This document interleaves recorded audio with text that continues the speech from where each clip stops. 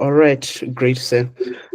So to start with, right, it's May of 2003. I'm doing standard three, and you're starting your role, like as an IT consultant at BTC. And prior to that, you had quite an extensive career, like in technology in the United States. So, what inspired you to make that move from the US to back home to assume a role at BTC? Um, I guess it really stems from what was happening in the U.S. at the time. Plus, um, due to what I was doing, I was sort of on the bleeding edge of technology in the U.S.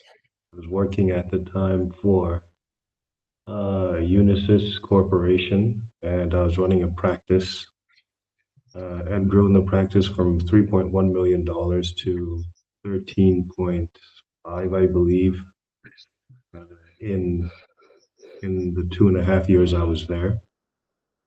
And um, and what that practice did, it was from cradle to grave as far as technology. So um, you're looking to set up, establish a new organization. You're looking to roll out Windows 2000, and you don't have the expertise. You're looking for server redundancy. You're looking for, whatever the case may be. And these were large organizations, so we'd be delivering solutions for retail organizations throughout the continental US, things of that nature.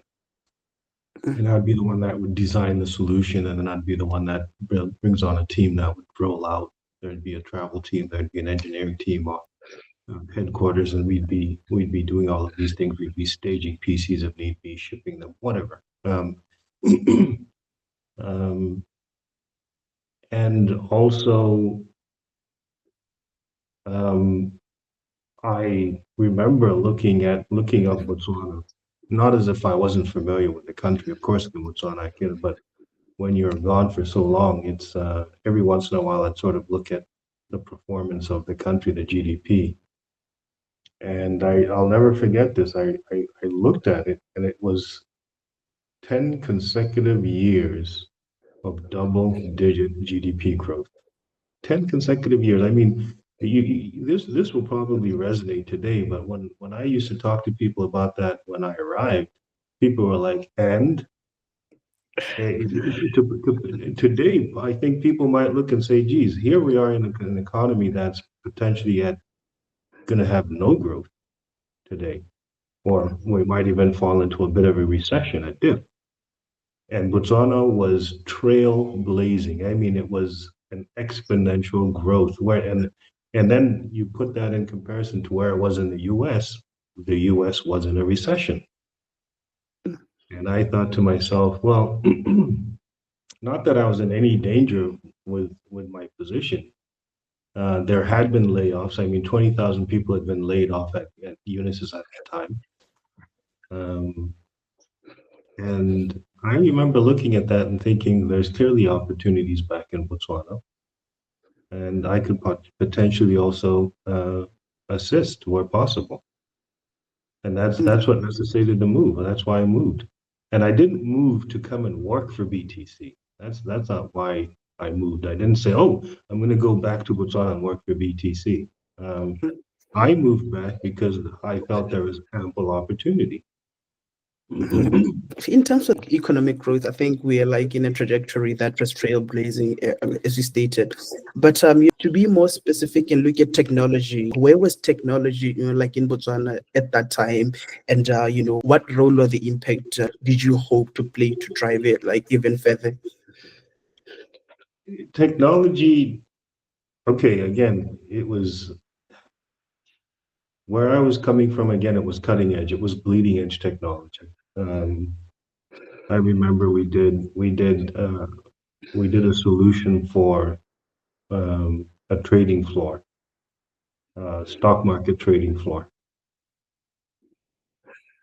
I don't know if you look at any of the videos that they possibly show in news outlets when they talk about the economy and then they pan over to a trading floor and you see Yes. these guys wearing blue jackets or blue whatever vests or whatever color vest they use. they often are standing and they've got like up to 7 to 10 screens at their workstation. So we put together a solution of that nature. And the thing about the trading floor is from the time the bell rings, so the market opens to the time it closes, they are on the clock. And some of these guys are, yeah, I mean, that's their livelihood. They're making multi-million dollar trades. Now, when nature calls, when nature calls, they don't have a bathroom like we have. They have bathrooms where you go, and the technology that we would be putting in was such that when they get in the stall,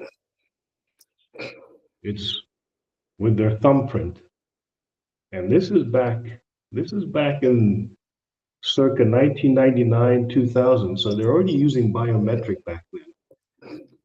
And boom, in their stall, they have all their screens, they do their business, they have their keyboard, everything's going while they're doing their business. They're done, they log out, boom, they rush back to their trading desk. So those were the kind of solutions. And you have to think, what does it take to do all of that? The technology to do all of that, to be able to transfer one workstation, to be able to log off, log in somewhere else, and everything is there. Um, it was the predecessor of cloud computing in an organization before there was even the terminology cloud, right? So that's where we were. I'll give you another example where, okay, there's this organization called TJ Maxx. We went in, they wanted to roll out Windows 2000. They didn't have the expertise, they didn't have the time. Their technology people were busy doing other projects, so they brought us in. And this was rolling out to the continental US to all their retail stores, over 120 stores. Um, they wanted their systems to be redundant. A lot of the people that we were going to be moving in had never worked on a GUI-based system before, so we had to have a level of education. Um, we had to port all their applications onto Windows. They needed server environments that they never had before. They needed to be redundant. They needed to be part of the Active Directory structure. And of course, they're all getting brand new PCs, right? Or laptops. And so we had, and I kid you not, we would bring in pallets of PCs, and we would say, right, these are destined for North Carolina. These are destined for Atlanta, Georgia. These are destined for wherever. And we would build them. Now, back then, again, what we would do before, today you can do this. I mean, even people can do this at home. But I engineered a process in which you can boot up with a floppy drive. People don't know what these things are today. True. Right? You would put it into the bay, lock it up, it would boot up, it would then log on to the network, the local network that we set up, and it would then install via the network. And these were things that I thought these things up back then. So again, we were on the bleeding end of technology. So when I come to Botswana, um, technology was a mystery. It was a complete mystery. I mean, I remember having meetings at Botswana, and the people that I'm talking to about Windows infrastructure or technology infrastructure, you could just see their eyes glazing over when I was telling them what I could do for them. Um, Talking about high availability systems, they just, and granted, maybe I was talking to the wrong audience. I don't know.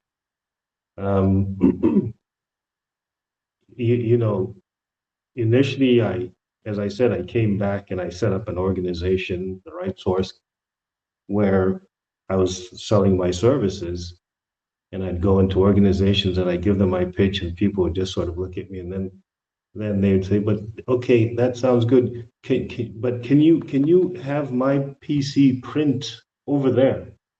Those were the kind of things that We were back there. For me, it was like, you've got to be kidding me. There's so much more. There's so much productivity these tools can bring you. And that was the other thing. We weren't leveraging technology. Technology was kind of like, oh, email, uh, printing. It wasn't, there was not much anything on the web back then. Internet practically didn't exist. It was all dial up. Um, BTC, when I joined, there was some consultancy company from Ireland. I don't know any Irish company that's known for telecommunication prowess, but we had secured an Irish company to run BTC. And when I engaged them and they were looking to roll out internet, they were talking about ISDN, a technology which was already dead in the US. And I'm the one that said, wait a minute, but you guys should be rolling out DSL. And they had no clue. They said, write us white papers about this. And I'm thinking, these guys have been awarded a tender at our national telecommunications company to steer us in the right direction. And they do not know what DSL is. So yeah, we were in the equivalent of the Stone Ages for me. Uh, how did you go about dealing with all the frustrations and the bureaucracy and everything? Because I should think that, like as a technologist, you believe in things that move really quick. So how did you deal with all the challenges that you had? I eventually left. I mean, I was there for 1 year. I left. Mhm. Um, everything it was my first time ever working for a state-owned enterprise. So yes, there was a lot of bureaucracy. There's a lot of things just didn't move at the clip I was used to move. And in general, despite me being in a field that moves quickly, that is my nature. Um, I people used to look at my CV and say, "Geez, you move a lot." And I was saying, "Yeah, well, I come in, I learn, I deliver, and when it gets to a point where I know this like the back of my hand, I look for another challenge." And also, if you, at my time, I don't know if this is still the same situation now, but that was also a way to get an increase, right? Most of the time, if you stayed at an organization, this also blew my mind when I came to Botswana. But most of the time, when you stay with an organization, you will get an incremental increase based on merit, right? Um, that that was usually the thing. And if it's not merit, it's based on how well the organization is doing or how well or where they feel you need to be. Um, and I remember getting an increase. My very first job, I got like a 4 or 5% increase, right? And I'm thinking, "Oof, that's not a lot of money. I mean, really, that's not adding a lot to my paycheck." Um, but when I eventually left that organization, I got a double-digit increase. So I went from 5% to something like 10 or 12%. And the reason it blew my mind, the thing that blew my mind is when I moved back here in Botswana, and that was BTC, and you had folks that would have their annual review and they'd get their annual increase, and they would be complaining about 8, 9% increase. They're thinking, I should be getting a 10% increase based on what? And they're complaining about this, and I'm like, guys, you have no idea. You have no idea. Um, we just operated differently. It's and then the other thing is people expect an increase. There's times where you don't even get an increase. I'll tell you this okay, for me, when I was running my consultancy in the US, one of the ways you manage people out is you had to have performance management in place, right? So everybody knows what the goal is, everybody knows what they're supposed to do. And by the end of the year, if you have not done those things, you don't get an increase, nor do you get a bonus. Year two, you do the same thing. You're not going to get an increase. You're not going to get a bonus. Now, Yeah. depending on, do we still feel the person's adding something? Okay, yeah, they are. But if they're not, you have to shake hands and say, thank you very much for your service. We thank you. We no longer Yeah. need your services here. So, it was more of a privilege than a right, correct? I don't mean to get biblical, but you have to earn your daily bread. Mm. You have to go in, and the loaf, the size of the loaf you get is going to be how much you put in, the effort you put in, and the value you add. And you hope that the people that have employed you see the value you are delivering. Just a follow-up question on that, right? So this was in the early 2000s, right? Do you think, our mentality with regards to work has changed in that time? I don't have a lot of exposure with what's happening today. And again, the only sort of example I have is BTC and Orange, and now MRI. Um, I do think there has been a difference. There's some movement. I think it's changed for the better.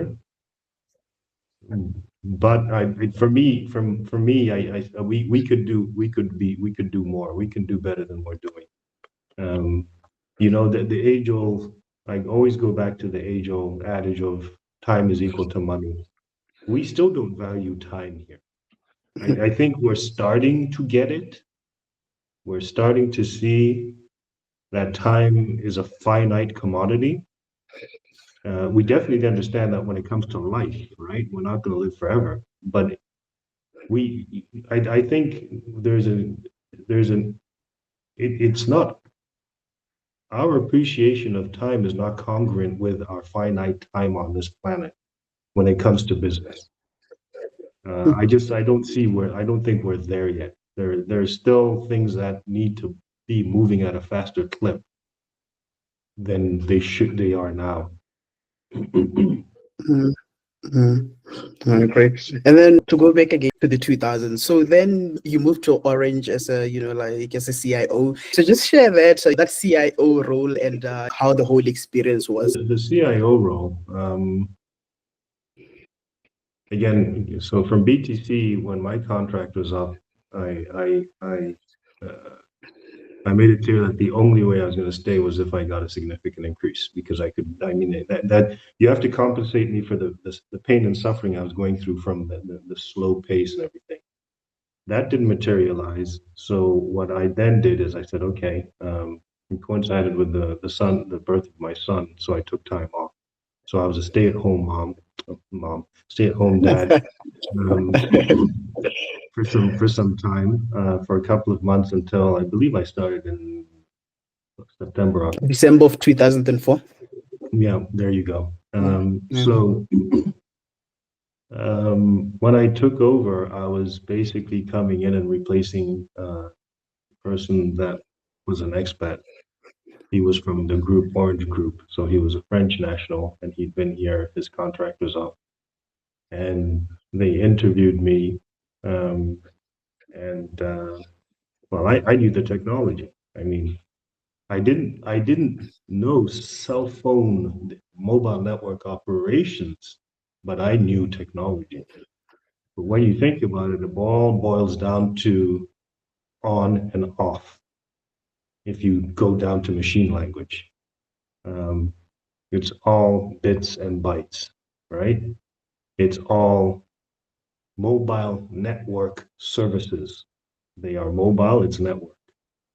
So they depend on a lot of systems that are based off of IP. The old ones are based off of other systems. Some have proprietary systems, and to a large degree, now these proprietary systems are seen as they're no longer seen as really proprietary. Um, so I knew the technology, and I'm appointed. And again, some of the things that you have is I have a team. So there's the billing people, there's a value added services team. Uh, I wasn't in charge of the sort of infrastructure. And for me, the infrastructure will be the actual tower systems, the actual mobile hello part. I was handling the the desktops, the desktop server environment, the billing platform, the value-added services platform, and the respective servers. Um, and a lot of it needed to be tightened up. Backups need to happen at a specific time. We can. It's inexcusable not to have backups. It's inexcusable not to have um, a disaster recovery program. It's inexcusable not to have redundancy in our systems. It's inexcusable not to have an SLA for our internal clients. So, for example, what I mean is there's a new HR comes and says, okay, there's a new person starting. We should be able to tell HR, no, or even it should be known by HR that, okay, for our services, what we're providing a username, an account, an email address, that will be done in X amount of time. And that X amount of time can't be 2 days. This has to be done within an hour, 30 minutes to an hour, depending on what sort of a team you're working with. They must have access badge. They must have access to where they're supposed to be. Um, that sort of thing. We need to have SLAs in place for everything that we're doing. None of this existed. None of this existed. You had people from sales walking into the server rooms with cups of coffee. You splash bloom, you there goes, there goes the business. There's downtime on the business. So we had to then say, okay, no, come on. We need to make sure we protect. This is a privileged position. This is you need those people who are authorized to be in this space to be in this space. Everybody else is not allowed here. So access control comes in. CCTV comes in to see who's going in and who's coming out. This is the business. People can come in here and steal hardware, steal hard drives, and the business is gone. And these things weren't thought of. So got that together. We then started rolling out value-added services, and at Exco, I started reporting on technology. And I remember my very first Exco meeting, people I spoke and people just they were like, and even the CEO he said to me, because he was French, and he says to me, see, nobody understands your American accent. Look at them. They don't understand anything you're saying. But I think it was more how I was putting it down and trying to ensure that technology is a tool, and if you leverage it, this business goes to another level. This was your first, like a C-suite executive role, right? How did you adjust? Let's put this in perspective. Um, in Botswana, it's seen as a large role now. When you look at the fact that I was running a consultancy um, in the U.S. and it was from the border of Maine and Canada down to Hartford, Connecticut. So I had clients there. To be able to grow your business from 3.1 or 5, I can't remember, let's say 3 million to $13.1 million, you have to have the capability of, number one, you have to be able to sell. You have to be able to sell your technology. You have to be able to explain how technology is going to improve your business to customers, how it's going to protect them. You have to be able to write reports, write documents that convey that. You have to also be able to put together business plans for your executive team to say, this is an opportunity worth going after. So all of that, I had that. So I was a practice principal, which is like a CEO when I left that organization. I was reporting to, the executive committee. Think about when I joined Unisys, it was 80,000 strong. There was 80,000 employees. When I left, they were down to 32,000 employees. And much of that is because they did have a lot of people over the time. There was technologies that were now antiquated. The people I remember visiting, and some of the people knew nothing about newer technology. And it was like, okay, At one point in time, yes, you were at the cutting edge, but you didn't continue. So a lot of the people that were laid off were those that probably were part of that technology that's no longer being used. They were the departments that were downsized. Um, but I was 4 people away from the CEO of a company that had 32,000 employees. I I had been in the business forums and meetings with that person. I traveled several times on the corporate jet, on the corporate helicopter. So coming to Botswana and doing this, people look and say, "Oh my goodness, what's going?" I knew all of that stuff. That's part of the reason I came back because I knew I had an upper leg. I was already at that level and I was trying to bring everybody up with me now. After a year, right, like you moved to becoming the CEO of Orange. And at that time, I believe the company is technically insolvent. So before we get to the performance of the company and the turnaround, how did the move from the CIO to the CEO come about? Well, it came about because well, it came about basically because of 2 reasons. I had been approached by Microsoft once, and it was for a TAM position, technical account manager. Um, and they wanted for me to, I think the territory was Namibia. Um, I turned the position down. Like that one, I didn't even bother talking to the CEO about that one. Um, then they came back with another position, and that I spoke to the CEO about. It was it was slightly more interesting, um, and I spoke to the CEO about it. Now it was also the timing. The timing was that the CEO's contract was going to be up, and he then told me that, look, I don't make the decision, but considering companies like Microsoft are coming after you clearly, and what you've done for us internally, we need to now, you need to go to headquarters to be interviewed. So they organized a trip for me to go um, to, to to Paris and also to London, and I had my interviews. And in France, so in France, you have to understand now that France Orange is owned by the equivalent of BTC. A lot of people didn't know that, but it's owned by a state-owned enterprise.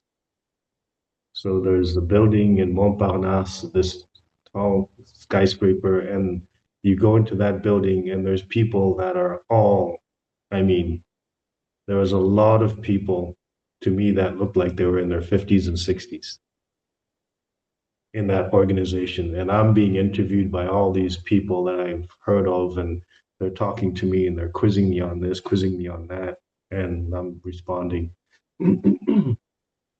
I met my board members. They're asking me. I knew them because I'd sit on the board in the board. So they'd talk to me and go out to lunch with so and so, and then I went over to the UK. And back then in the UK, that was where the CEO of Orange sat. Um, and of course, it helps that I'm fluent in French. So in Paris, I'm speaking to them in French. And then in the UK, I go back to English. And so I looked at and it was chalk and cheese. I mean, there's a guy that was just absolutely brilliant. I mean, this guy was brimming.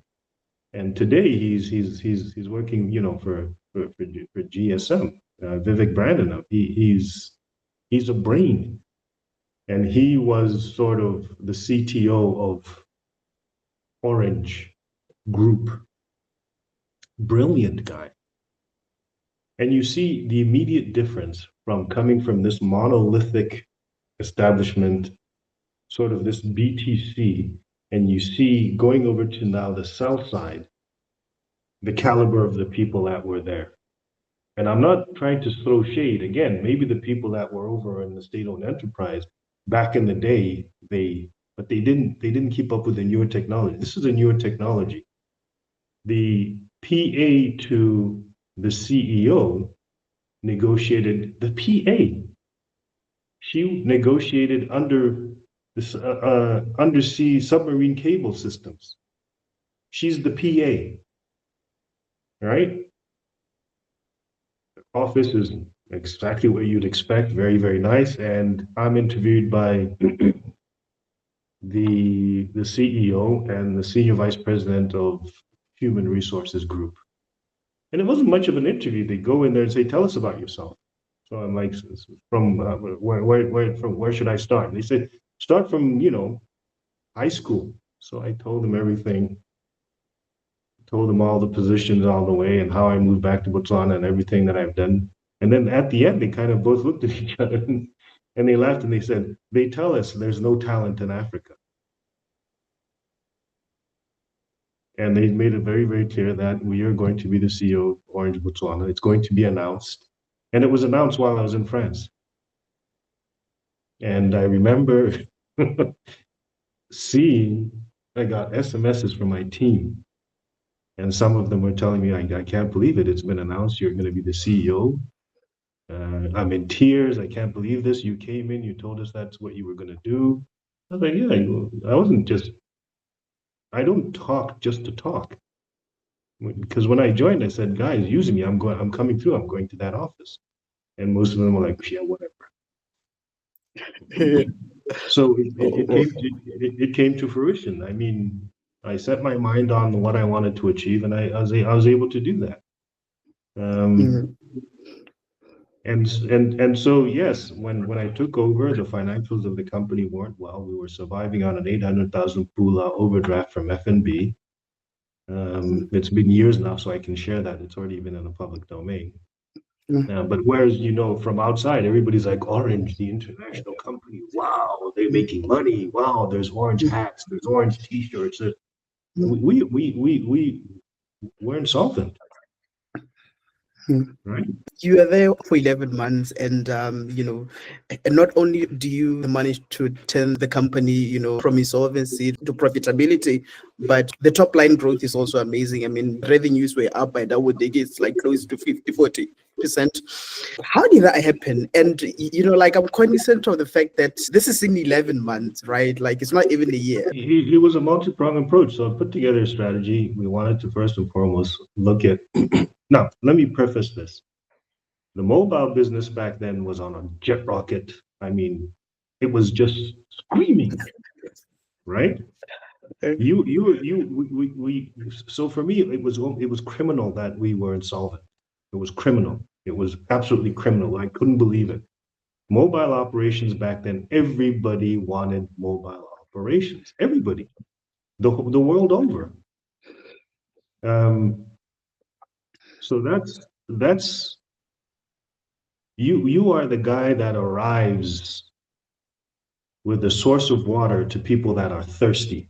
I mean, thirsty, and you're not profitable. That's the situation we're in. So what I did is I came in and put together a strategy where we have to hit them, the public. We have to make them hit them with advertising. So that's why I took up all those gantries. I don't know if you remember back then, but there was new gantries that came that were over. They would cover the entire road. They go from one side of the road to the other side of the road. I bought the entire contract, and it was very, very expensive. And people kept on telling me, "Will you be able to do this?" There's on the board. They were saying this guy's going to finish us, and I said no. We need the money to do that. We need it. It's going to pay back in dividends. Put together campaigns where we looked at the network usage, right? And if you look at the network usage, you can see that it picks up at like, starts to peak, it starts moving at like 7 at the time, I think it was 6:37, and it would just kind of keep going up to 12. 12, it was like at peak, and this is when calls are dropping because, put it this way, it's like you built Western bypass, and at 12, you now need 3 lanes going one direction and 3 lanes going another direction. It's built for a certain capacity. But at that time, the faster we grew, the more people that would subscribe with us, they required more infrastructure, more bandwidth. So, and then it would taper back down at about 7:39. Okay, the network's not working. So you put in plans and say, at such and such a time, it would be so much cheaper to call. And I remember this. Yeah, the lady that was taking care of my son, her name is Lisel. She says to me one day, Mr. Lippe, you're killing us. I mean, what do you mean I'm killing you? She says, we all wait for that. So we're all talking now from like midnight, 11:30 midnight to 4 or 5 in the morning, because that's when our money goes the furthest. So we now filled that area where the bandwidth was stagnant. We were not making money at the time. So now we're making money then.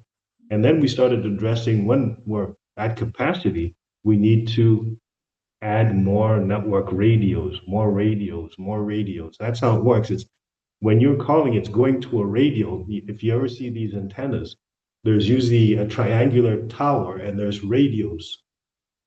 And those are what provides the connectivity. So we needed to have more radios, and we needed to make sure as we grew, we have the capacity so people can't complain that, they're saying they're a good company, but it's not that good. Plus, on top of that, we needed to have good customer service.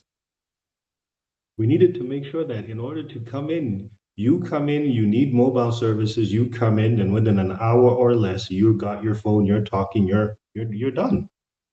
So that's how you do it. That's how you do it. And you had to be visible to the clientele. You had to be visible to the people that you are an upcoming company. So the people at Orange, the employees, have to be happy to work there. They are the ambassadors of the company. So you splash them with collateral, you splash them with polo shirts, with hats, you give them these things to give to their friends, families, and relatives, so that's also a form of marketing. They talk about the company, it's a great company to be with. Plus, also, when you make the money, you can pay them better. So, within my first quarter, I took the company out of insolvency. We made our first profits because the strategy was working.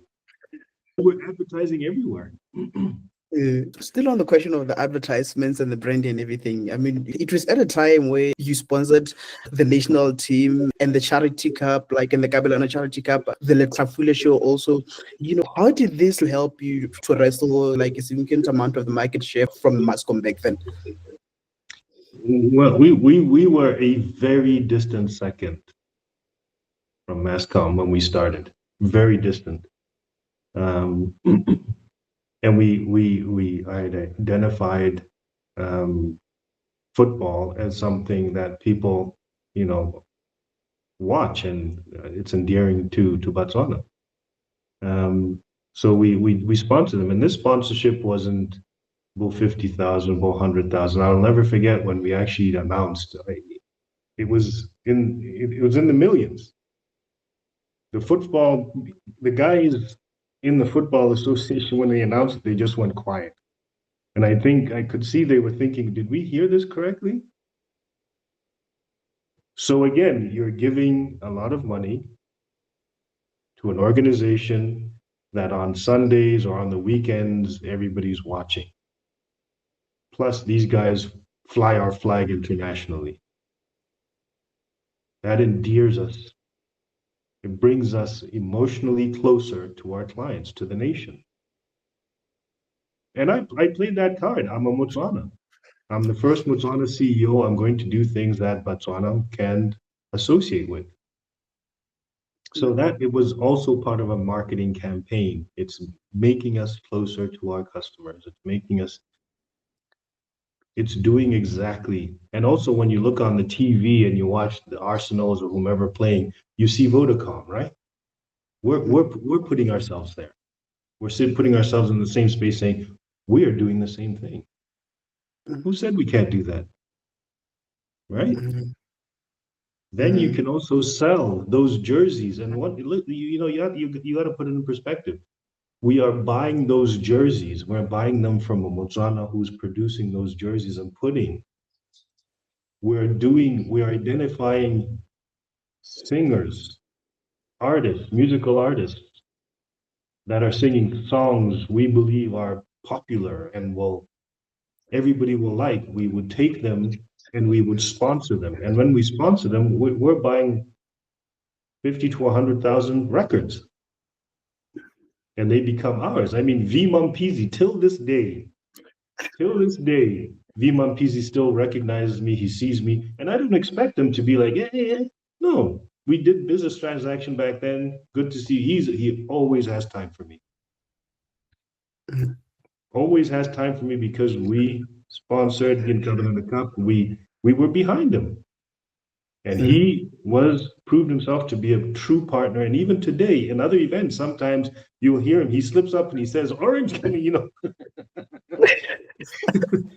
a true partner. I mean, he's a true partner of Orange. So I use everything possible to make sure that we have that emotional proximity to Botswana and the commercial, our potential customers. This achievement at Orange, earlier you said that like in the interview, you had been asked a question about, oh, there's talent in Africa. And then you come in and you do all this amazing work like in 11 months. What did it mean to you from like a personal view? Honestly, I don't know if I thought about it like that. I was just achieving what I was achieving. It was just, again, when I said it was criminal not to be making money in this time, when I take a role, or back then when I was taking roles, I was already thinking of what this role can do for me in my future.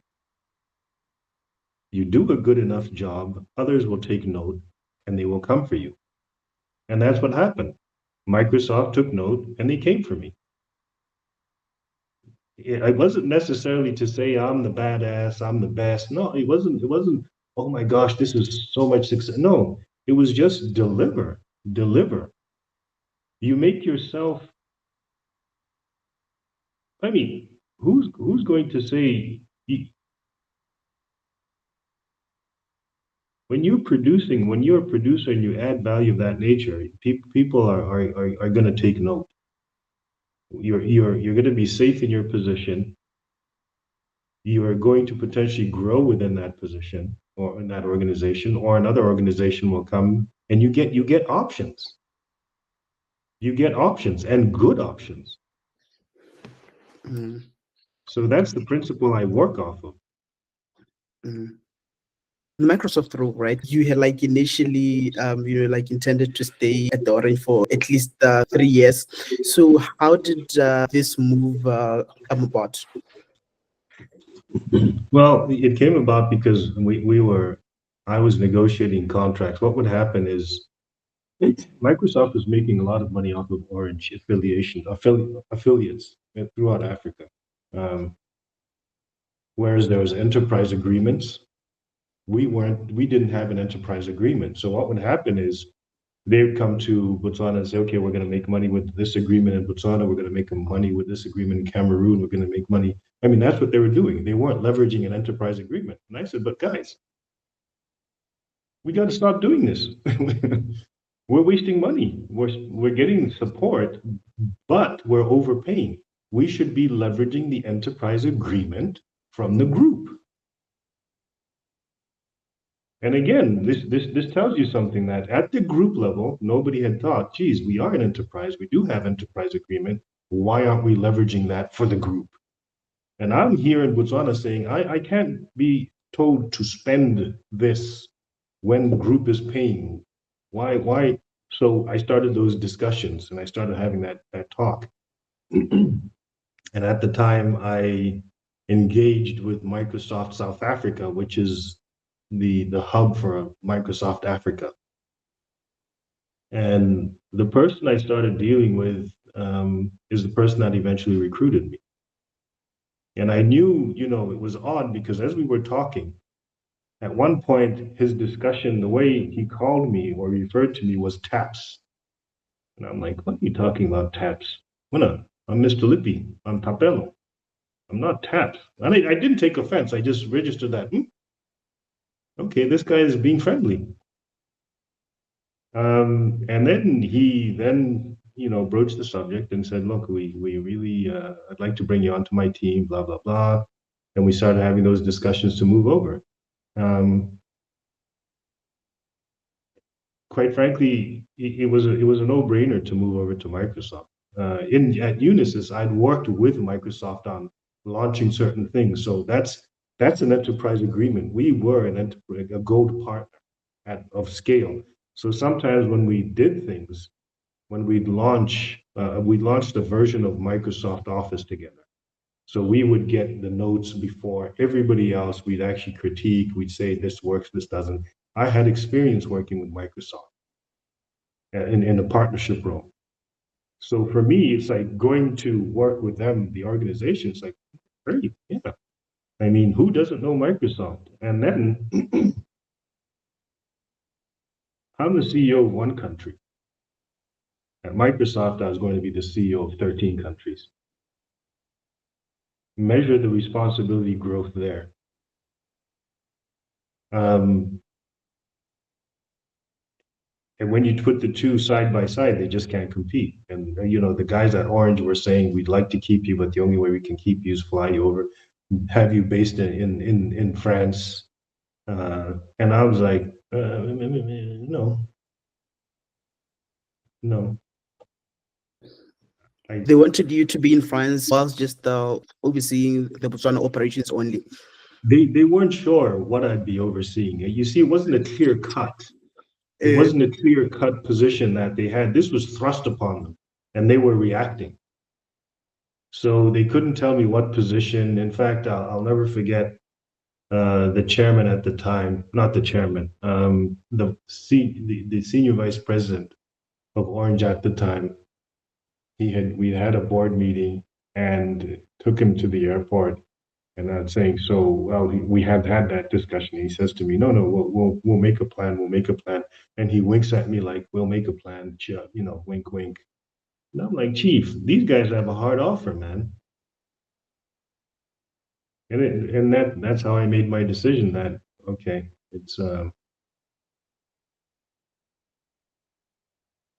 I'm gonna go to France. I'm gonna go to the equivalent of BTC in France, where again, you have to also look at it. There's a lot of cultural issues where they believe they are the brain of the organization. They believe nobody outside can come and tell them that they're not the brain. They don't expect someone from outside to come in and be able to add value. You see, so I was looking at that as well. I'm always going to be sort of fighting this uphill battle of, yeah, but you are from Botswana, this little country. What do you know? Irrespective of the success I'd had in Botswana, it was always going to be an issue. So it made more sense to go over to Microsoft, and so I did. You were there for 6 months. You do amazing work as always. In terms of the role itself, like in the culture and everything, because as you already stated, you were the CEO of 15 countries, right? How did you acclimate to this role and be able to grow the revenue by double digits, etc.?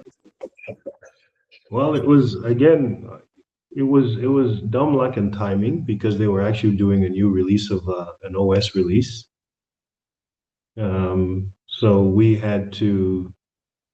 I had this territory, and we were going to be releasing in that territory as part of everybody's releasing in their territories. I had a relatively small team for those territories. So we spent a lot of time flying. We were in the air a lot. And we were setting up large presentations. We do the invite and we demonstrate what the capabilities of the operating system were, and there'd be oohs and ahs. And look, Microsoft is back then, I'll say back then,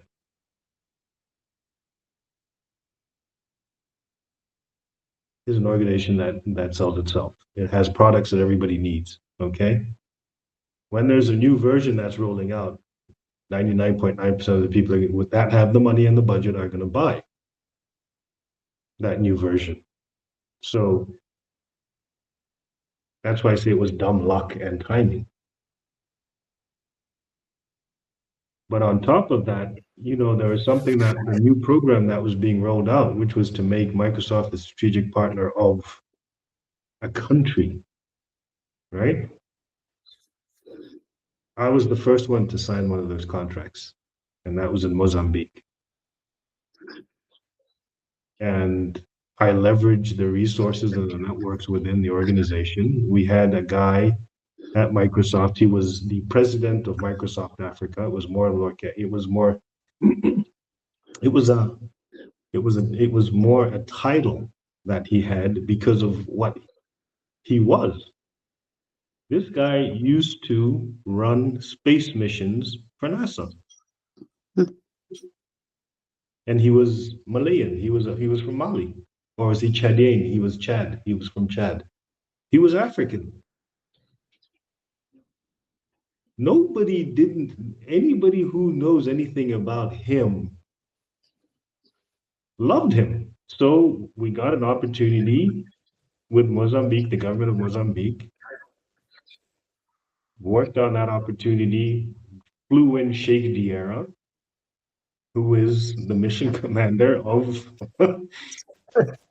African mission commander of NASA. I mean, right?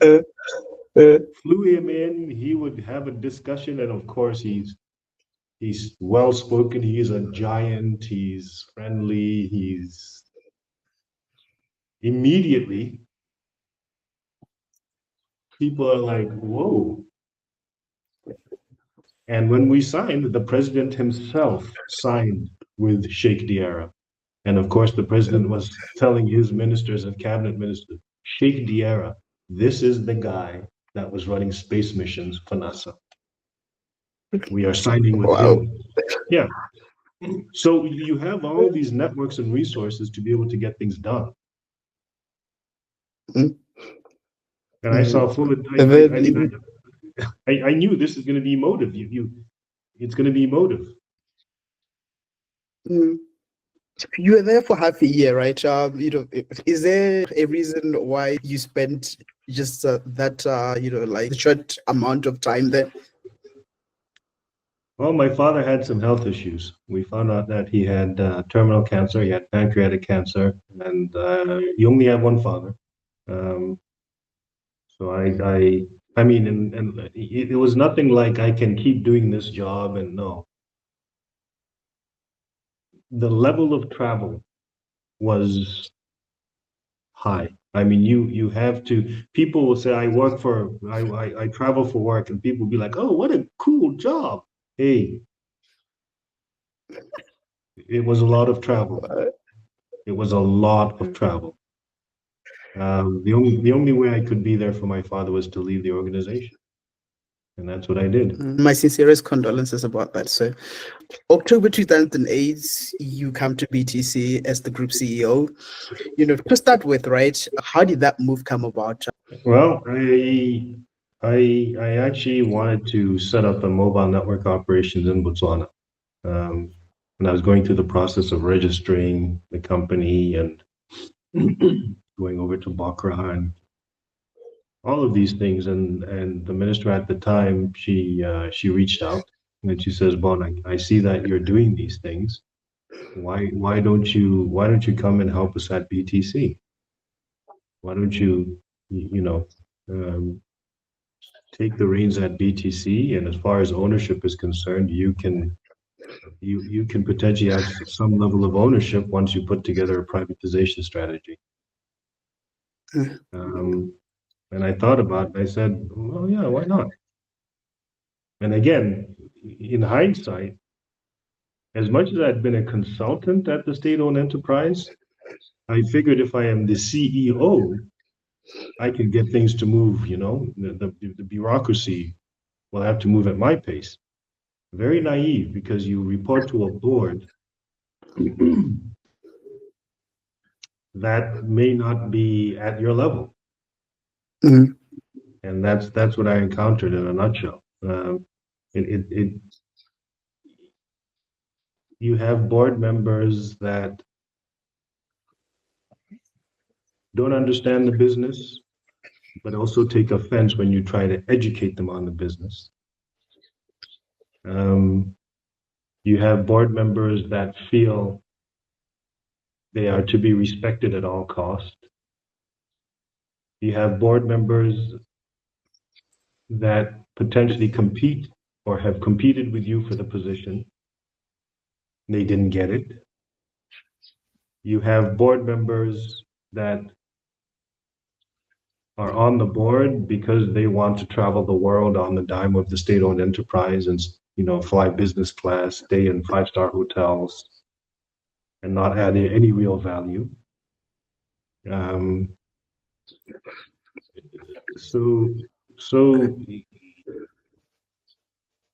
it's and they will trip you up in many different ways. They will trip you up in many different ways. Regarding the privatization initiative, can you just share more on the rationale of that move and like in terms of the execution, how did that go about? Like in terms of the conversations and everything, because I'm interested more in you know how do you move like an organization from being like a parastate to more of like a private entity? Well, the work actually was commenced again by the minister. She wanted to privatize the organization. But in privatizing the organization, they wanted the state to still be the majority shareholder, um, which tells you how much liberty you can actually have if you're still part of, right? That be as it may, um, at the time, the minister was doing a lot of pizzos throughout the country, telling people she was already selling and acclimatizing people to the potential. Internally, we were meeting with the likes of Peppa to understand what needs to be done, how to follow through, how to deliver. And the strategy was to make sure that Botswana take full advantage. We didn't want we and as far as Botswana, there must be an equal, equitable way for them to own the company. So we didn't want for very wealthy people to come in and swoop the lion's share of of of uh, of what was on offer. We wanted so there was limits as to how much you could buy and so on and so forth. So that was the strategy for it. And by doing that, you would also be able to open the door as far as being able to move the organization faster. And I'll tell you, initially, when I say it was the minister's idea to privatize, their idea was to go and get a strategic equity partner, right? So bring in the likes of Vodafone or Vodacom to come in and buy, you know, certain percentage of the company. In this case, it would have been 50, 59, 51% goes to the government and 49% would go to Vodacom. And what do the people get? They get nothing. They get nothing. And it was me who argued and said, no, wait a minute, why are we going to go out and get a strategic equity partner when my team and I have demonstrated that we are capable of driving this. We are increased the revenues. B Mobile is on the up and up. Profits are up, revenues are up. Customers are satisfied. They're turning around. They're coming and they're joining. It is the people's company.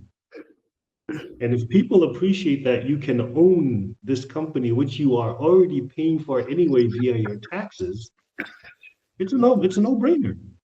So I was able to shift that and work on it and get them to government to agree on that strategy. And we commenced the work. How would you say the privatization of the company has panned out, like in terms of when it was a private company and then after it became a public company after the listing? I think the privatization was a success. So Botswana now own the company. That's monumental. It's before it was being taken care of by the state, right? Now it's being taken care of part by the state and part by the actual people. Part of that, what I mean is the board seats now are not 100% dictated by government. There are people that are on there that are Botswana that are taking care of their investment. They've also opened up to other people. And when you have somebody that has invested in the company and sits on the board, it's very different from having people that don't own the company. They have the fiduciary responsibility, but they don't own, they're not protecting their own money. You would think because they're protecting the national interest, but all that goes away now. You're bringing in people onto the board that are protecting their investment. Of course, the government still has representation at the board, yes.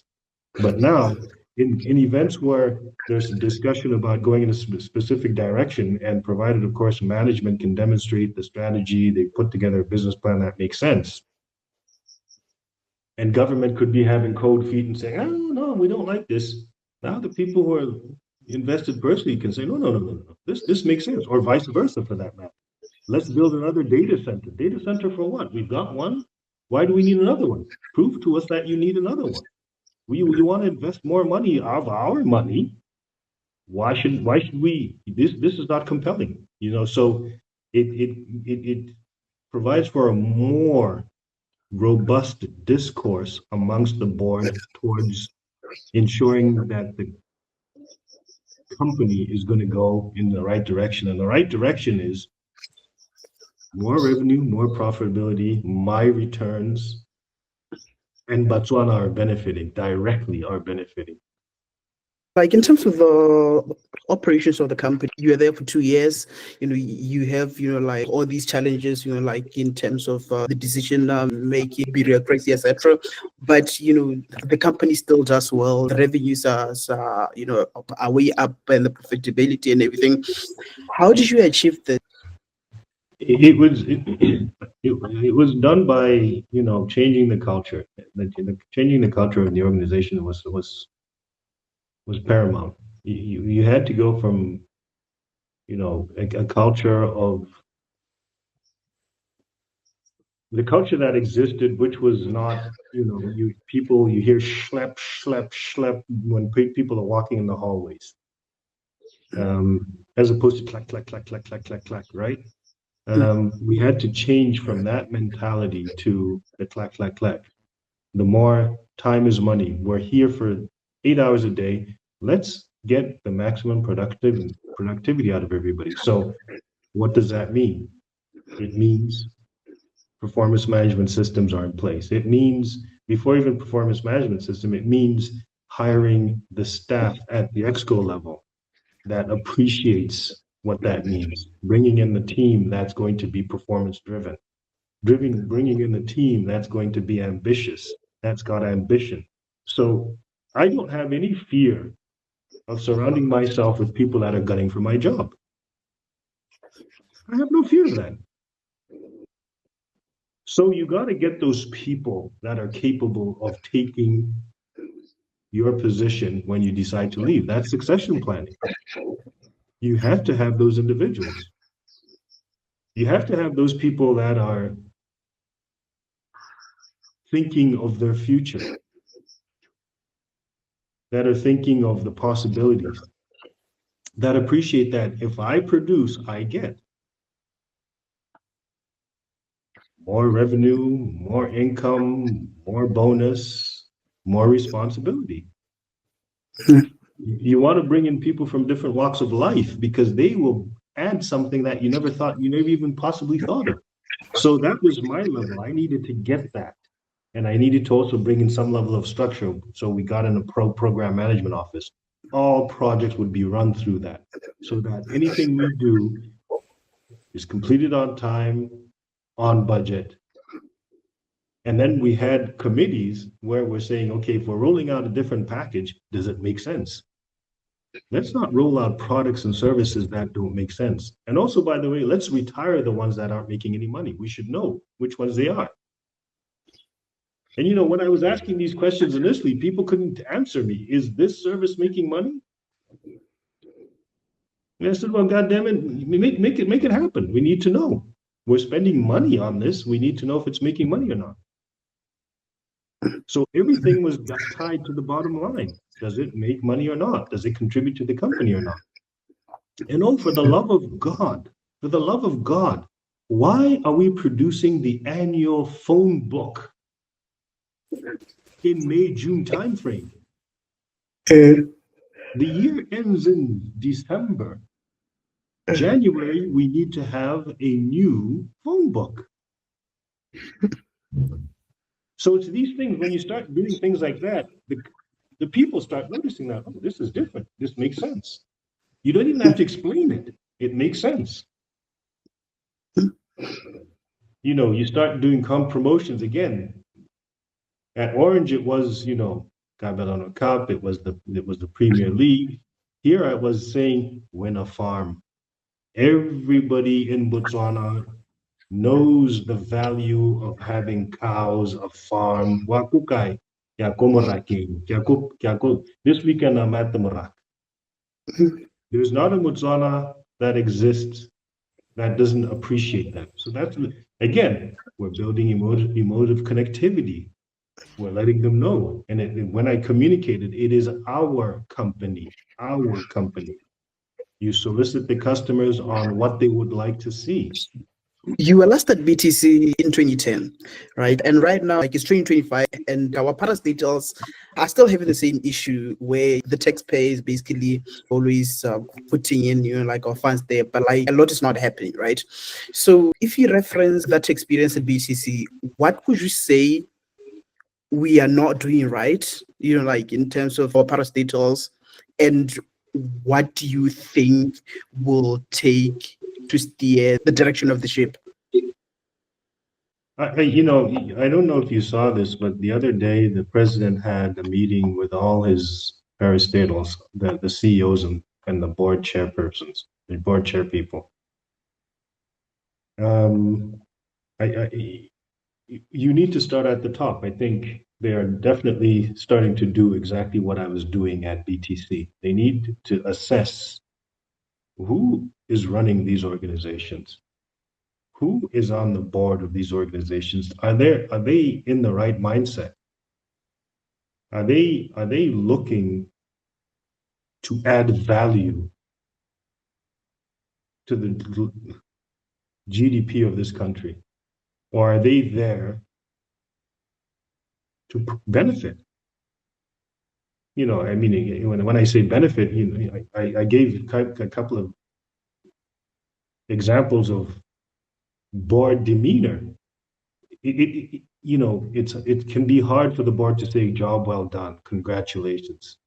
Back in my time, they saw themselves as the teachers and you are the student, even though they don't understand the business.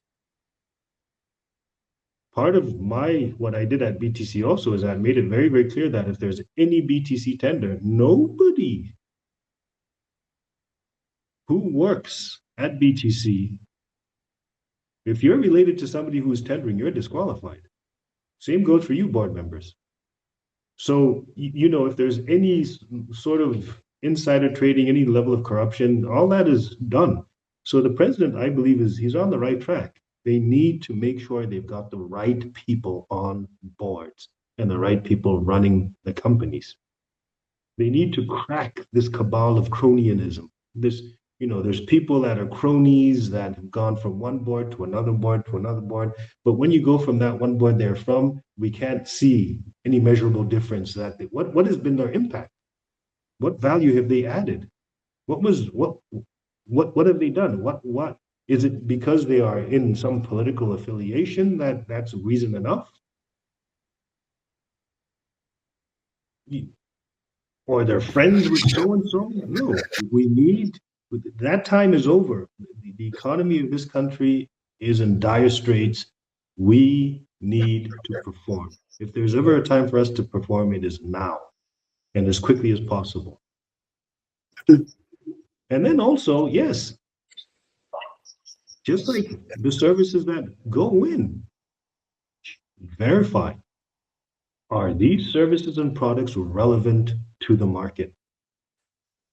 If they're not, axe them, get rid of them. What's the point of carrying them? We are in a race. There's no point saying, okay, let's see, and then you're putting them in the backpack and you're running. Whereas up front there's a store where you can buy those things. So why are you running with them when somebody else is on just bajo hita and they're running in shorts, jogging pants, and a vest? So that's number two. And what he's doing in that space is he's saying these organizations that exist that are doing the same thing, why is government paying you to do them? Get rid of one. Find out which is doing the better job and get rid of it. So that's like the products and services. You can't have duplicate products and services or products and services that aren't working for people. And identify. And I believe there are Botswana here who are capable. They are capable. They are capable, Botswana. They are there. I mean, I think I make it very, very clear. I don't think I'm all that intelligent. I don't think the cat's meow. I don't think I am. I've come across Botswana that are they're very, very sharp. And I think the sharpness they have may be attributed to the fact that people here will have their bachelor's, they will have a master's in science, they'll have an MBA, and I'm thinking, look, what is preventing them from excelling? I'm a guy with a bachelor's degree. What's the difference? The difference is my experience. That's it. The difference is my experience. These guys that have all this education in God, when they open their mouths and talk, you can see how they live. Yeah, things are in place. They're in place. They know what they're talking about. But they need to have the courage now to put themselves out there and put it and drive it. They must have the courage to do so because I think they'll do well. I'm an example. Me with my little bachelor's degree and you guys with your things, And again, I'm being simplistic about this. It's not everybody who has a master's degree or double master's degree that what can drive an organization. But I do know some people in this country that definitely are very sharp. And if given the opportunity, I'm sure they can show us things we never even imagined were possible. Whilst, we still on the question of the parastatals, right? You led the privatization of BTC. Do you think there is value in perhaps trying to privatize a couple of the parastatals that we currently have? 100%. 100%. Again, in these dire financial times, we need to alleviate government from pouring money into these organizations. So first and foremost, these organizations need to clean themselves up.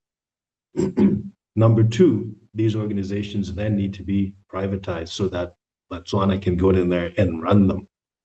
You put management in there that can run them. And why not? Now I had no issue investing 10,000 pula in an organization, knowing that maybe in 3-4 years, I'll have 100,000 or more. Because the people that are there are going to create that value. BMC should have been privatized a long time ago before it was defunct, in my opinion. Everybody appreciates cattle here, everybody. And I believe that with everybody who now is in that value chain and they sit on the board and people are making decisions that don't make sense, they'll be like, what, do you want to ship live animals out of the country? How did that even pass?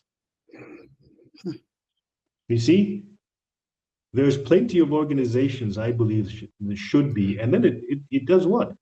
It reallocates money that government no longer has to spend there. And they say, okay, that's fine. In fact, it's returning, it's paying our taxes, it's employing people. It becomes a leaner and meaner machine, organization, sure, but it's adding value. The government no longer has to year in and year out provide, and it doesn't get money back. These organizations have to make sense. But I do caution there's some organizations that shouldn't be privatized, like Bokras. Those are not up for those can't be up for like privatization. There are certain organizations that you cannot privatize. The government has to be there. But those organizations that can be, there are many. And it will be a self-fulfilling prophecy because you now engage Botswana to actually play a role in the country, in their development, in their future, in the future of their families by being involved in the country. We've got a stock exchange that's there. We've got to use it. We've got a luminary in that space who's doing great things for the Botswana Stock Exchange. We went from Thapelo Lippe, we're now with Opa Monyati. The torch has been passed, and we're going from one level, we're going even higher now. So we're poised to be able to leverage that. Now, again, I'm talking about these things, and I'm an IT guy, supposedly, right? But we all have to start thinking like that. We can't put our blinders on and say, nah, I'm an accountant. Now I'm an HR person. Now I'm an IT person. No. You have to think broader. At BTC, you are there for 2 years. You do amazing work. There are challenges, a lot to see in the papers about, like your time there. In hindsight, how would you say your time at BTC was? And, like in terms of your exit, like how do you think that was dealt with, like in hindsight? BTC, I love that role. I love that role. I was making impactful change. I was just starting. Really, I was just starting to on that journey. Easy, I would have possibly been there. I don't know. Who knows? But I would have liked to have been there for a lot longer to deliver a lot more. Unfortunately, my exit was very acrimonious. It was very painful to me and my family.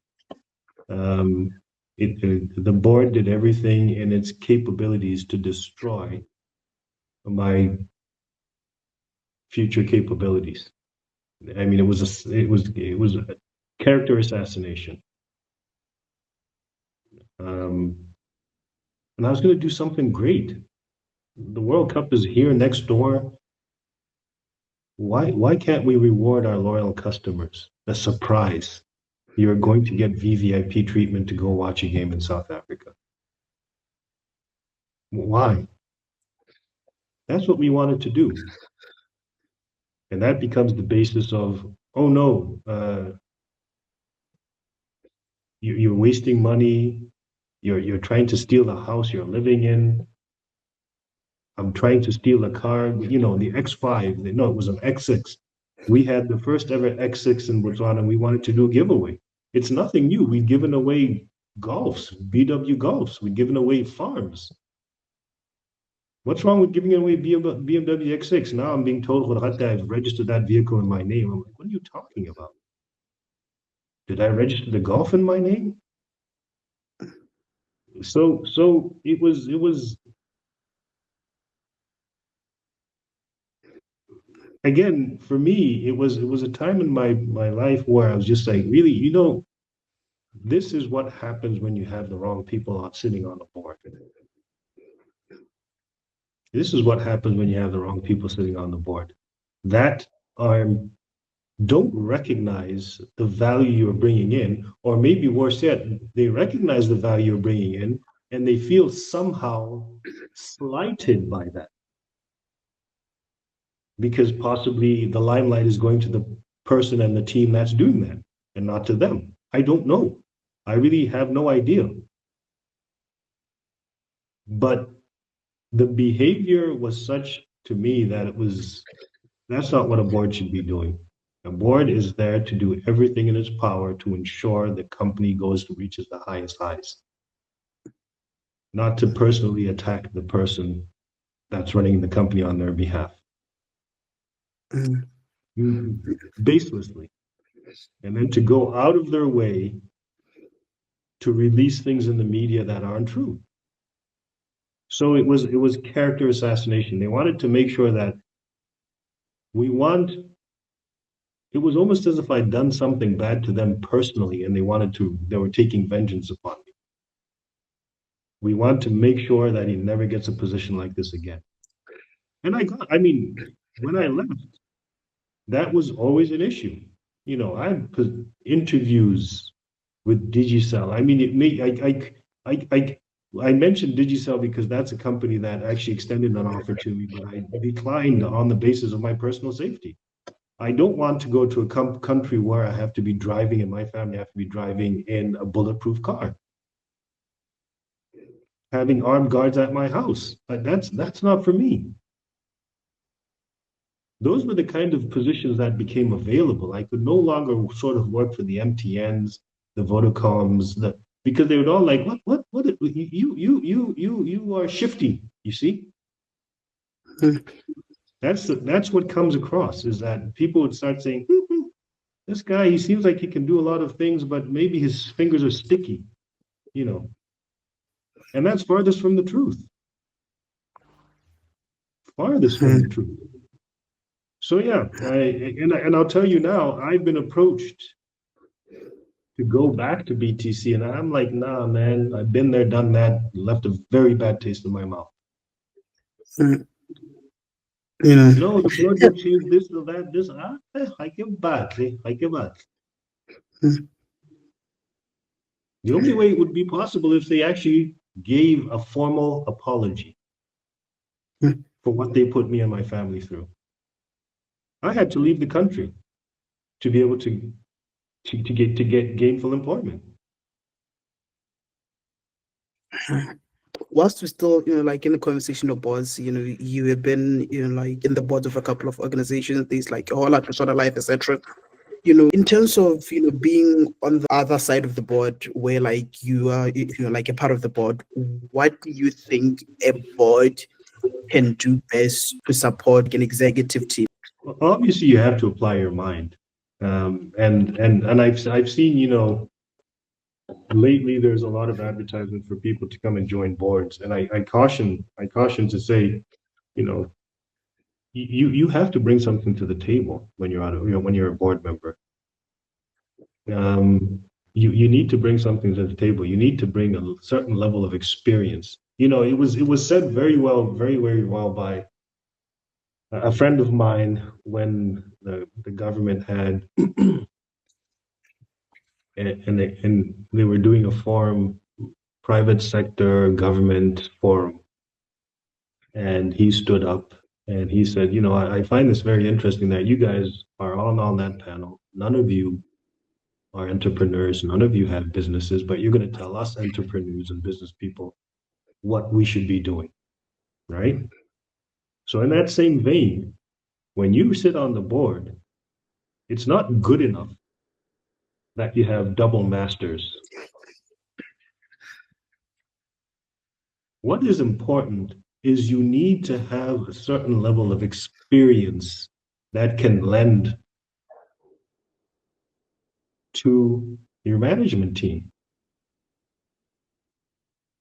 You have to have that. Now, me, by virtue of technology, I sit on insurance company boards, right? Why?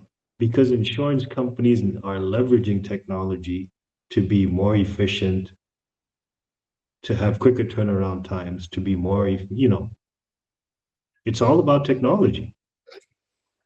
So that's what I bring to the table. You must have an accountant, a chartered accountant, and not somebody who's just passed no, you need to have somebody who's had the experience and been a CFO of a large company to sit on that board. That way you can scrutinize and look at the strategy and really say, wait, yes, this makes sense from my experience. And you can also say, Caution, caution. I've seen this before. This is what it means. So management, be prepared for this. Make sure you have a plan. You are not the one who now is saying, make you run overall. No, the board is to guide. That's why I always think it's very odd when you sometimes see people that are sitting on the board all of a sudden being appointed chief executives. There's something terribly wrong with that. You can't be on the board and secretly coveting to get that spot. And then you want to then be in that position. You should be somewhere where you don't need to be thinking like that. Your sole purpose is to help management, to make sure that do you check under that rock? Kind of sometimes there can be a snake underneath that. Beautiful plan, but and I see a little space underneath. Just make sure either get rid of that stone or make sure there's no snake underneath it that's going to come up and bite you. That's your role. It's sitting on the board. Your role is being a cheerleader when your management does a good job. Your role is to promote the company at all times. Your role is to protect that company's revenue, its profitability, its people, and its culture. That's what your role is. And do it in a positive manner. Even you must be able to there'll be sometimes when the board and the management are not okay, but it doesn't have to become a personal issue. Who does he or she think they are? And to take it personal. It requires people of a certain mental, mature acumen to be sitting on a board. And it depends. It also requires people who have the courage to speak. This thing to sit back and be like, no, Siso and I won't say anything. But you must speak up. It's not a popularity contest. You must speak your piece. So that's the role of the board. And you must make sure when you are appointing the person you believe is best going to be able to execute. And then once they are on board, you make sure that they have a team. You give them the latitude to build a team that will deliver. That's critical because it makes the job much, much easier for the board members. Teresa, your last executive role in Botswana was at MRI Botswana. Just an overview of that role and what it meant to you and successes and everything, and how was that for you? Okay, with MRI Botswana, I was actually in South Africa. I was headhunted for that role. And because I've been deemed or seen as the turnaround CEO, there's always a certain risk with that because sometimes an organization can be too far gone to bring it back to life.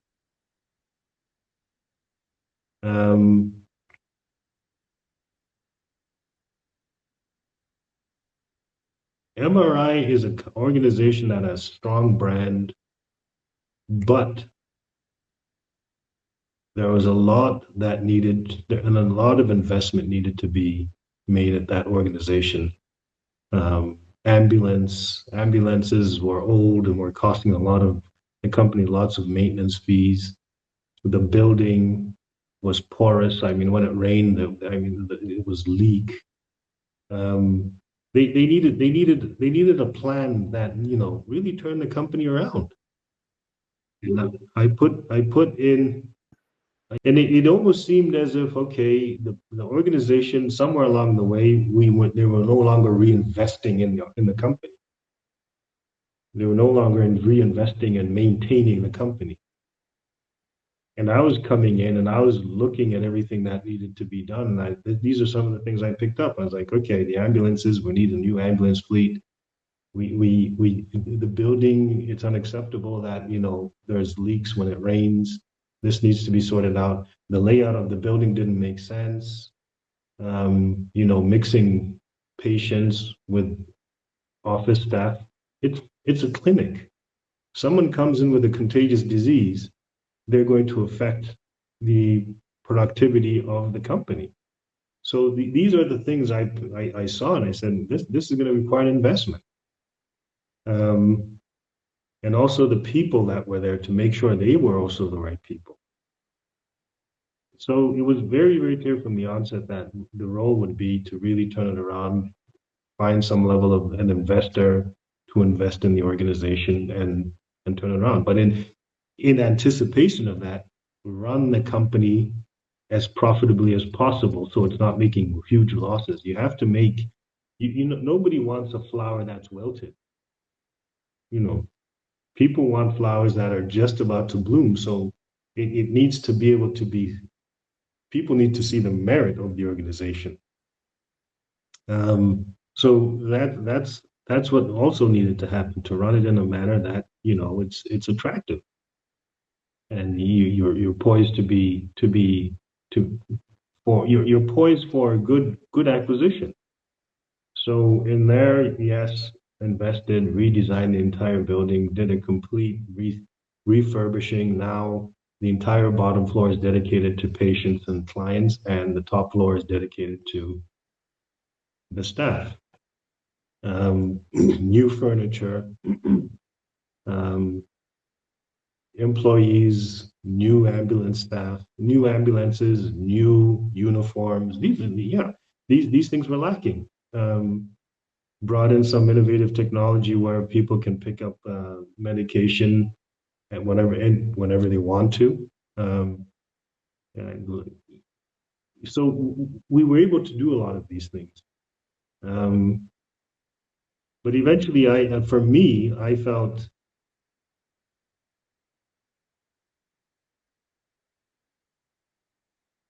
possibly I was the wrong person for the role. So we parted ways. We parted ways. I mean, even then we were able to do some good things that, we got a call center operating. We got SOHO on board in 11 countries, which is a first for Botswana. It was the first call center to terminate calls in Botswana. Most call centers, you're calling a trunk and it's taking you to South Africa. But it was the first call center that terminates calls in Botswana from different parts of Africa.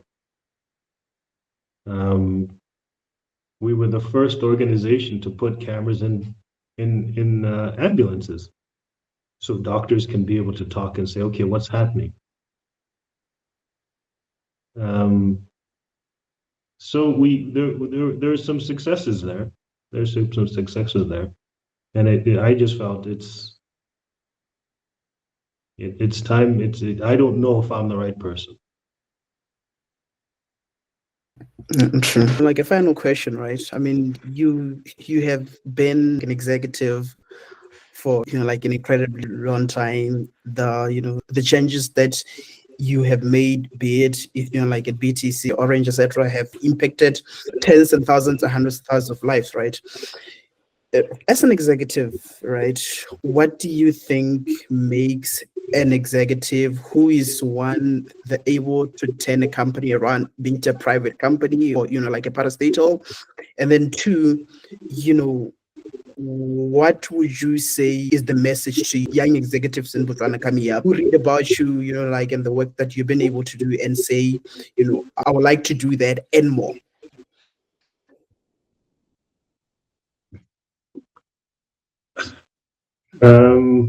It really depends on people's drive. It depends on what people want to accomplish. As I said before, not everybody wants to be, whether they've got the education or not everybody wants to be in a position where they're making big impacts. It depends on those people. They have to be honest with themselves. They have to be honest with themselves and say, what is it that I'd like to do? If you want to accomplish things, okay, make sure you have the necessary skills to be able to do so. Appreciate that it's your way of life. You know, I'll go back to the Unisys days, and one of the reasons I joined Unisys was because they had a motto where they said, "We eat, sleep, and drink the stuff."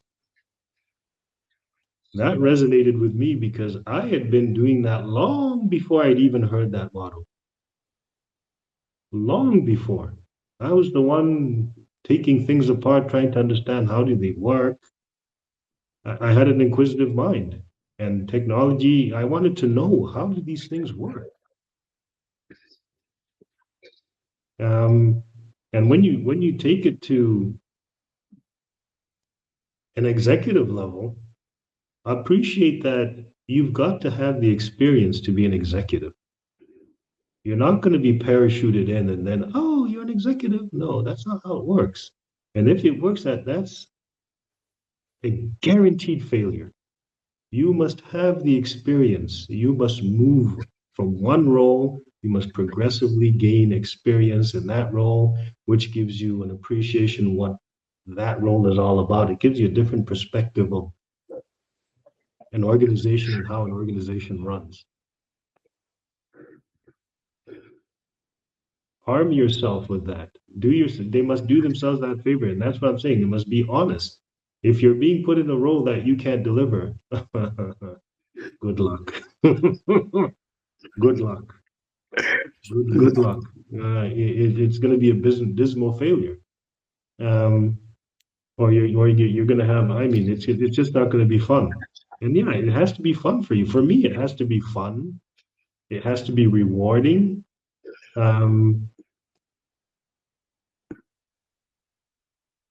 You have to take calculated risks. You have to be able to see the trees from the forest. And it's lonely. It's very lonely. It's a very lonely role to be a CEO. You think the boards, no, sometimes the boards aren't there to support you. It can be lonely. You spend huge amounts of time on that role. You've got to love what you do. You can dedicate a lot of time away from friends and family in these executive roles. So one must have the passion for it. They must want it, and they mustn't be looking at it and saying, "I want the pay alone." That's not enough. You must want it. You must strive for it. You have to wake up every morning full of energy. I mean, for me, I'll tell you, if there's problems, if there's something I'm working on, I'm capable of getting up at 2 or 3 in the morning and coming into my office and writing things down because, okay, I thought of a way, I found it. This is what needs to be done. How 12 hours a night? Forget it. That's not it, my man or my lady. That's not going to make it. It's not going to cut it. It is a very, very, it's a role of tremendous experience to be a chief executive or an executive.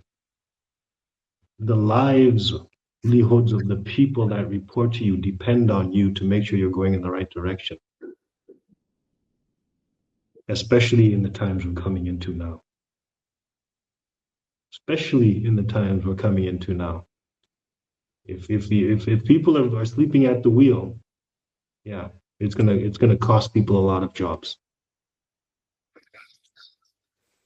In terms of your current role at the RightSource and at Authentics, just share broadly about that. And are you considering to ever come back home? So okay, the RightSource is a management consultancy I run, and it's both here in Botswana and in South Africa. So we provide strategic management services.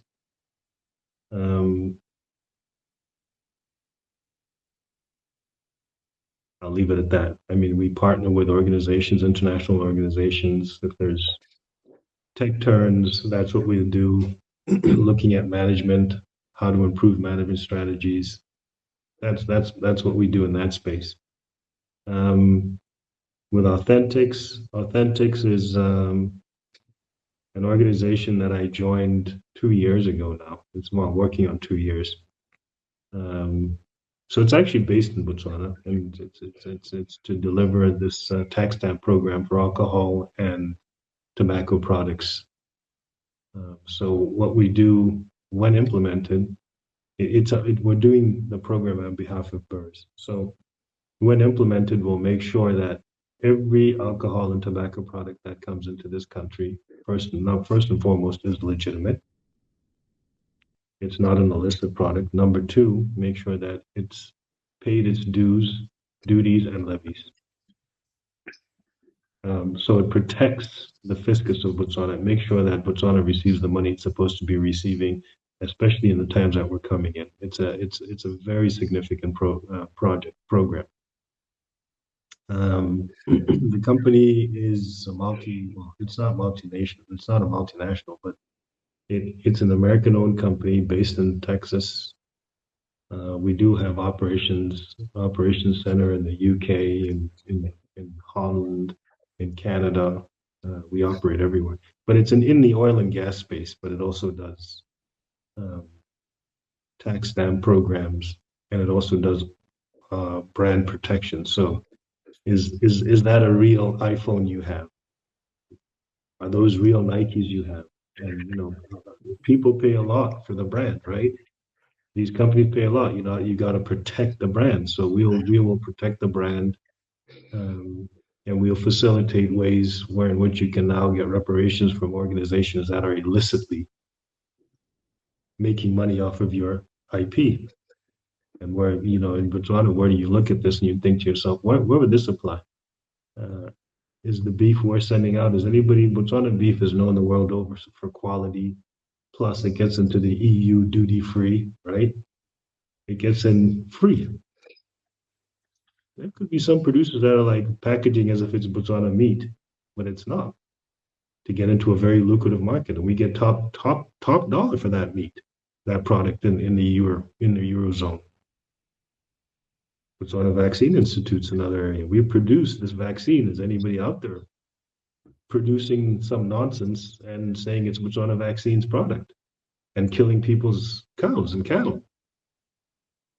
Right? That's where we come in. We make sure that we can come in, we will trace, we will give you some level of authenticity so that now as a person who's buying, I can see it and I can say, yep, it's got the seal, this is authentics, to make sure it's the real deal. And we can trace it from shipping all the way to retail.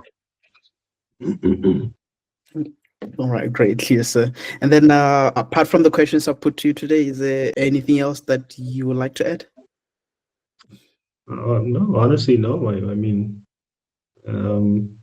I hope your readers get some kind of value out of this discussion we've had today. Again, I tend to think there should be, I cannot be, and I refuse to believe I'm the only one that's worthy of an interview. After we're going back 20 years now. If there's not others, there's something terribly wrong happening. There's something not right.